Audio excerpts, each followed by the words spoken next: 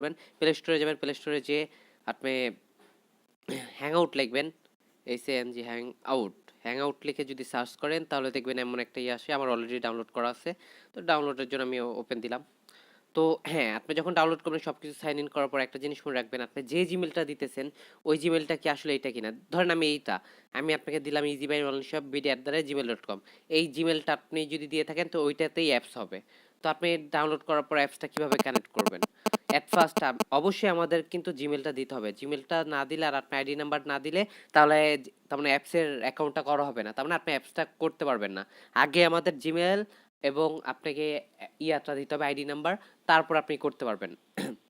এখন বলি, আমাদের দেওয়ার পর আমরা যখন বলবো হ্যাঁ এটা করেন, তখন আপনি এই কাজটা করবেন। তখন দেখেন এখানে নিচে একটা প্লাস বাটন আছে, দেখেন একটু নিচে দেখা যাইতেছে। প্লাস বাটনে ক্লিক করবেন, ক্লিক করার পর দেখেন নিউ কনভার্সনে ক্লিক করবেন।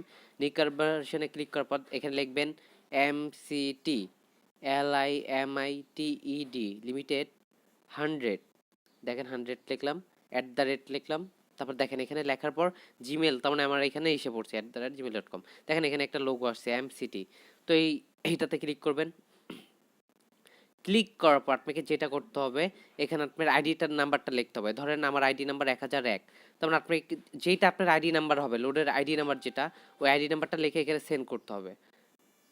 সেন্ড করার পর বাকিটা আমরা ওইখান থেকে প্রসেস করে দিব, আপনার সিমটা হয়ে যাবে। এখানে লেখা উঠবে ফার্স্ট আপনার you are not member in mobile cash telecom, তখন আমরা বাকিটা করে দিব। এখন হচ্ছে যে আপনি কিভাবে আবার একভাবে করতে পারেন, আমরা আবার হইতে পারে আপনি ইনভাইটেডে যাবেন, ইনভাইটে ক্লিক করার পর এখানে আসতে পারে, ইনভাইট চেক করবেন, যদি না আসে আমরা ওইভাবে করে দিব। এইভাবে আপনি আপনার অ্যাপসটা চালু করতে পারেন।